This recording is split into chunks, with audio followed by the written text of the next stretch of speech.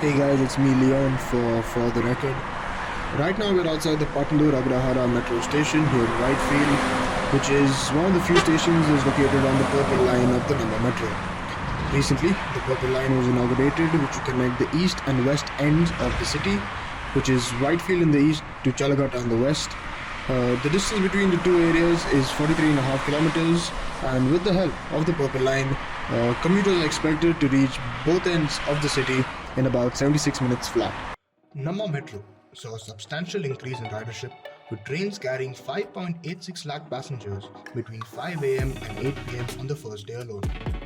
And with the metro services now extended until nearly midnight, these numbers are bound to rise further. To put this into perspective, the average daily ridership of the metro was 6.5 lakhs, and with the purple line now fully operational, the BMRCL expects to transport a whopping 7.5 lakh passengers every day. But the positive impact of the metro's expansion isn't just about easing commutes for metro riders. It's also having a profound effect on Bangalore's notorious traffic congestion.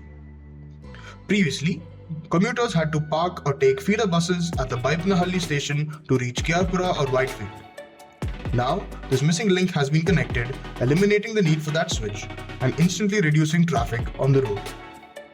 Vehicle queues at traffic signals have been reduced from 150 meters to about 100 meters, a substantial 33% decrease. The enhanced metro connectivity is expected to alleviate vehicular congestion along the ORR because Kiarpura and the new Beneganahalli Tin Factory station serve as vital junctions along the route.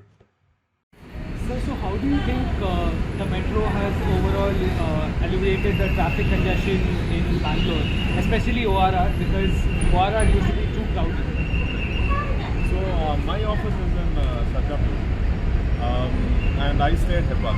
So the thing is, this outer ring road I have to travel about 20 kilometers. Basically what I do is I take a bus from Hebbal to this station here, Right. and from here I reach out to Sitaram Palya. So it saves me about 10 kilometers of that total rush hour traffic that I can totally avoid, right? Right. So I think this, if it gets extended to even Hebbal, then that will be great. Do you think Which is it's still way more happening. efficient than the buses? But Do you think it's way more efficient than the buses? obviously, it's way more efficient than the buses, because I have to wait for the buses there. I mean, like it takes, you cannot exactly judge when the buses would come in there, right? So I mean, you would know, but still you have some issues there. I mean, like, Right. the timing and all those things, you cannot exactly time it out. But here at least you know that the time is on, what do you say, you know that the trains come at that exact time, so you can plan your travel accordingly and reach faster. Despite the metro now slowly being used by many people, the reality is that commuters still rely on the BMTC buses for last mile connectivity. Namma Metro is indeed an efficient mode of public transportation given its goals of sustainability, punctuality, and its instrumental role in reducing the traffic congestion in the city. But how does it address the tug between accessibility and efficiency? We spoke with the BMRCL Managing Director, Mr. Anjum Parvez, over a telephonic conversation, and this is what he had to say. One mode of transport can never solve your transport or urban mobility problem of any city. Okay, so it's always complementary. So we cannot say that once the metro comes, BMTC buses should leave, or if the BMTC buses comes, then the your two-wheeler services should be stopped or three-wheeler services should be stopped. No, it's a very, very comprehensive mobility plan that one has to make. So, like for example, BMTC. Now, once I have a network of say 350 kilometer or 400 kilometer, BMTC will not be sustainable on their traditional routes. Okay, so they have to modify their routes accordingly, so that there is no clash between the metro line and the BMTC.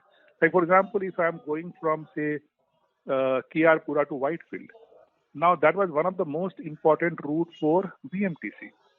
Now once the people have shifted to metro, BMTC is not going to get that much of ridership. So what BMTC has to start doing is that BMTC has to supplement as a kind of first mile and the last mile connectivity where the metro is going. Where the metro route is not going, they will not get affected. Okay. So the whole idea is that we have to work with each other. It's complementary to each other. Then only it becomes advantage. So say your house is say 3 kilometer or 4 kilometer away from metro station. You have to travel 40 kilometers. You may not like to travel 40 kilometers by BMTC buses, but you don't mind traveling for 4 kilometers, come to a metro station and then shift the mode of transport. Okay. Similarly, like you may have a two-wheeler ride. So many options are available in the market, or the three-wheeler which is available. You can travel up to 4 kilometers, 5 kilometers in these mode of transportation. Come to a metro station and then from a start.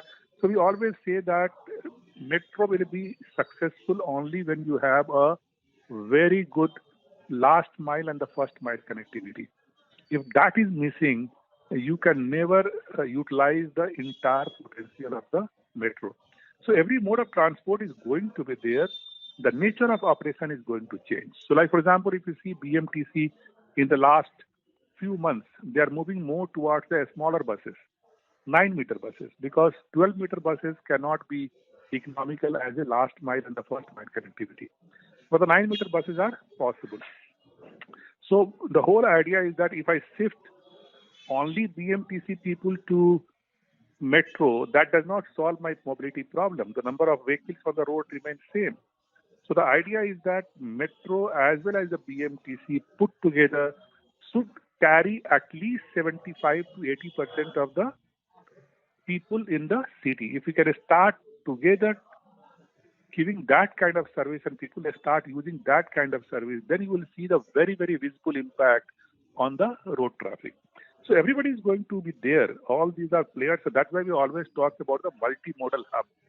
We have to create the kind of hub where all these mode of transportations are coming and meeting, so that the commuters get a seamless experience. Like I'll give you an example. Like recently, the BMTC has started a feeder service from Pura Metro Station to Outer Ring Road.